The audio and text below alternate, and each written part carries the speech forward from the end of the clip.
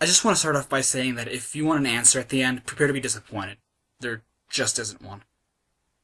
You see, I was an intern at Nickelodeon Studios for a year in 2005 for my degree in animation. It wasn't paid, of course. Most internships aren't, but it did have some perks beyond education. To adults, it may not seem like a big one, but most kids at the time would grow crazy over it. Now, since I worked directly with the editors and animators, I got to view new episodes days before they aired. I'll get right to it without giving away too many unnecessary details.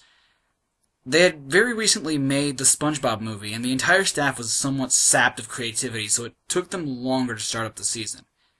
But the delay lasted longer for more upsetting reasons. There was a problem with the Series 4 premiere, and that set everyone and everything back for several months. Me and two other interns were in on the editing room, along with the lead animators and sound editors for the final cut. We received the copy that was supposed to be Fear of a Krabby Patty and gathered around the screen to watch. Now, given that it isn't final yet, animators often put a mock title card, sort of an inside joke for us, with phony, often sometimes lewd titles such as How Sex Doesn't Work instead of Rockabye Bivalve, When SpongeBob and Patrick Adopt a Sea Scallop. Nothing particularly funny, but work-related chuckles. So when we saw the title card, Squidward Suicide, we didn't think of it more than a morbid joke. One of the interns did a small throat laugh at it. The happy-go-lucky music plays as is normal. The story began with Squidward practicing his clarinet, hitting a few sour notes like normal. We hear SpongeBob laughing outside, and Squidward stops, yelling at him to keep it down as he has a concert that night and needs to practice. SpongeBob agrees and goes to see Sandy with Patrick. The bubble splash screen comes up and we see the ending of Squidward's concert. And, well, this is where things begin to seem off. While playing, a few frames repeat themselves, but the sound doesn't. At this point, the sound is synced up with the animation, so yes, that's not really common. But when he stops playing, the sound finishes as if the skip never happened. There's slight murmuring in the crowd before they begin to boo him. Not normal cartoon booing that's common in the show, but you could very clearly hear the malice in it. Squidward's in full frame and looks visibly afraid. The shot goes to the crowd with SpongeBob in center frame, and he too is booing, very much unlike him. That isn't the oddest thing, though. What's odd is everyone had hyper-realistic eyes. Very, very detailed. Clearly not shots of real people's eyes, of course, but something a bit more real than CGI. The pupils were red. Some of us looked at each other, obviously confused, but since we weren't the writers, we didn't really question its appeal to children yet. The shot goes to Squidward sitting on the edge of his bed, looking very forlorn. The view out of his porthole window is of a night sky, so it isn't very long after the concert. The unsettling part is at this point, there's no sound. Literally, no sound, not even the feedback from the speakers in the room. It's as if the speakers were turned off or something. Though their status showed them working perfectly. He just sat there, blinking.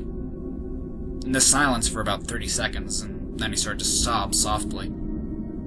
He put his hands, well, tentacles, over his eyes and cried quietly for a full minute more, all the while a sound in the background very slowly growing from nothing to barely audible. It sounded like a slight breeze through the forest.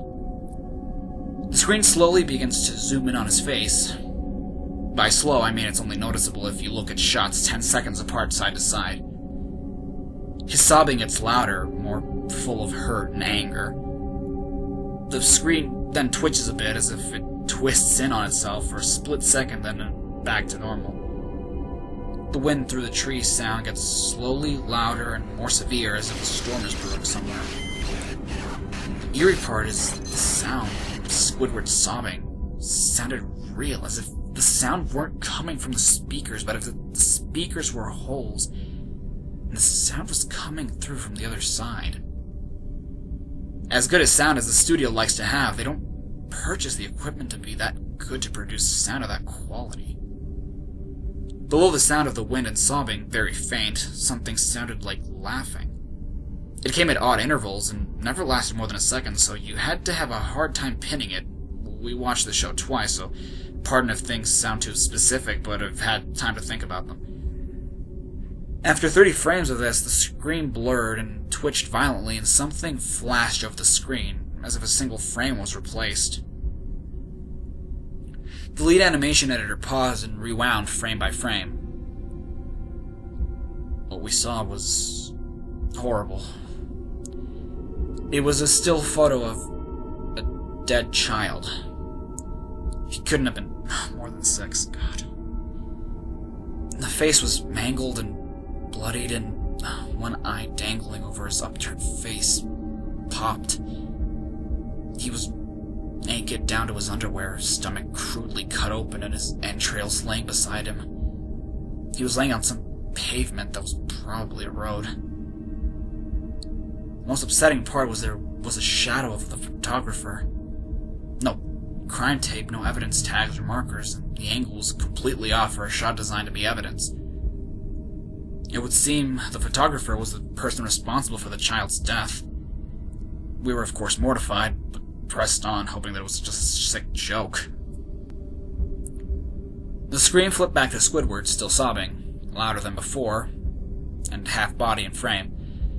There was now what appeared to be blood running down his face from his eyes.